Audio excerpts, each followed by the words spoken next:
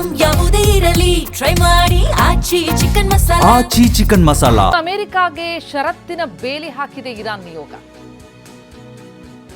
ಆದರೆ Iran ಷರತ್ತಿಗೆ America ಕೂಡ counter ಷರತ್ತನ್ನು ಹಾಕಿದೆ.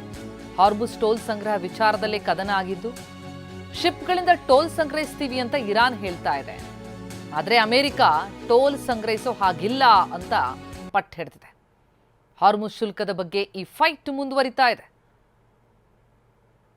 ಇಡೀ ಜಗತ್ತು ಎದುರು ನೋಡ್ತಾ ಇದೆ ಈ ಚರ್ಚೆಯ ಫಲಿತಾಂಶ ಏನಾಗುತ್ತೆ ಅನ್ನೋದರ ಮೇಲೆ. ಯಾಕಂದರೆ ಮಧ್ಯಪ್ರಾಚ್ಯದ ರಾಷ್ಟ್ರಗಳು ಅಲ್ಲಿಂದ ಸಾಗಬೇಕಾದಂತಹ ಪ್ರತಿ ಹಡಗಿಗೂ ಶುಲ್ಕ ಕೊಡುವಂತಹ ಪರಿಸ್ಥಿತಿ ಬಂದ್ಬಿಡುತ್ತಾ. ಅಮೆರಿಕಾಗೆ ಕೆಲ ಷರತ್ತು ಹಾಕಿದೆ ಇರಾನ್ ನಿಯೋಗ. ಹಾರ್ಮುಜ್ ಜಲಸಂಧಿಯಲ್ಲಿ ಮಧ್ಯಪ್ರವೇಶಿಸೋ ಹಾಗಿಲ್ಲ. ಹಾರ್ಮುಜ್ ಮೇಲೆ ನಮಗೆ ಸಂಪೂರ್ಣ ಹಕ್ಕಿದೆ. ಹಾರ್ಮುಜ್ ದಾಟೋ ಶಿಪ್ಗಳಿಂದ, ಹಡಗುಗಳಿಂದ ಶುಲ್ಕ ಸಂಗ್ರಹ ಮಾಡ್ತೀವಿ ಅಂತಿದೆ ಇರಾನ್. ಯುದ್ಧದಿಂದ ಆದ ನಷ್ಟವನ್ನ ಅಮೆರಿಕವೇ ಭರಿಸಬೇಕು ಅಂತಲೂ ಕೂಡ ಪಟ್ಟು ಹಿಡಿದಿದೆ. ಜೊತೆಗೆ ಲೆಬನಾನ್ನಲ್ಲಿ ಕದನ ವಿರಾಮ ಘೋಷಣೆ ಮಾಡಬೇಕು ಅಂತಲೂ ಕೂಡ ಆಗ್ರಹಿಸ್ತಾ ಇದೆ. ತನ್ನ ಮೇಲೆ ಇರಿಸಿರುವಂತಹ ಆರ್ಥಿಕ ದಿಗ್ಬಂಧನ ಏನಿದೆ ಅದನ್ನು ತೆರವು ಮಾಡಬೇಕು ಅಂತಲೂ ಕೂಡ ಇರಾನ್ ಪಟ್ಟು ಹಿಡಿತಾ ಇದೆ.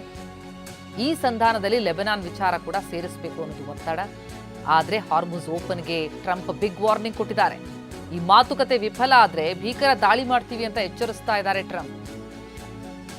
ಹಾರ್ಮುಜ್ ಜಲಸಂಧಿ ನಾವೇ ಓಪನ್ ಮಾಡ್ತೀವಿ ಅಂತ ಟ್ರಂಪ್ ಕರೆ.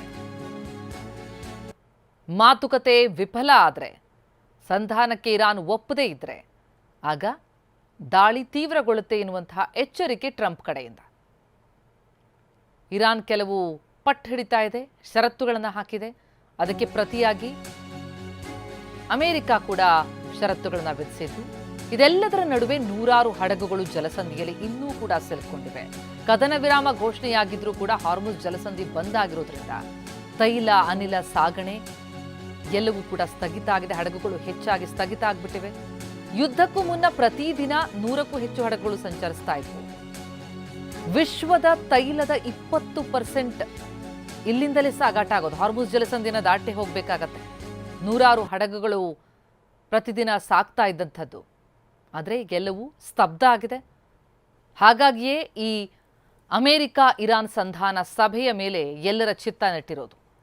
ಶುಲ್ಕ ವಿಧಿಸ್ತೀನಿ, ನನಗದ್ರ ಮೇಲೆ ಕಂಟ್ರೋಲ್ ತೆಗೆದುಕೊಳ್ತೀನಿ, ನೀವು ಮಧ್ಯ ಬರುವಂತಿಲ್ಲ ಅಂತ ಇರಾನ್ ಹೇಳ್ತಾ ಇದೆ. ಶುಲ್ಕ ಎಲ್ಲ ತೆಗೆದುಕೊಳ್ಳೋ ಹಾಗಿಲ್ಲ ಅಂತ ಟ್ರಂಪ್ ಕೂಡ ವಾರ್ನ್ ಮಾಡ್ತಿದ್ದಾರೆ. ಅಮೆರಿಕನ್ ಪಡೆ ಚರ್ಚೆ ನಡೆಸ್ತಾ ಇದೆ. 8 ತಾಸುಗಳ 2 ಸುತ್ತಿನ ಸಭೆ ಆಯಿತು. ಈಗ 3ನೇ ಸುತ್ತಿನ ಸಭೆ ಇವತ್ತು ನಡೆಯುತ್ತೆ. ಇನ್ನೂ ಕೂಡ ನೂರಾರು ಹಡಗುಗಳು ಜಲಸಂಧಿಯಲ್ಲಿ ಸಿಲುಕಿದ್ದು, ಕದನ ವಿರಾಮ ಅನ್ನೋದು ಘೋಷಣೆಯಾಗಿದ್ರು ಹಾರ್ಮುಜ್ ಜಲಸಂಧಿಯನ್ನು ದಾಟಿ ಬರೋದಕ್ಕೆ ಅವರಿಗೆ ಸಾಧ್ಯ ಆಗದ ಹಿನ್ನೆಲೆಯಲ್ಲಿ ಮಧ್ಯಪ್ರಾಚ್ಯದ ಅಲ್ಲಿಂದ ಬರುವಂತಹ, ಅಲ್ಲಿಗೆ ತಲುಪಬೇಕಾಗಿರುವಂತಹ ಹಡಗುಗಳು ಈಗ ಸಿಲುಕೊಂಡಿವೆ.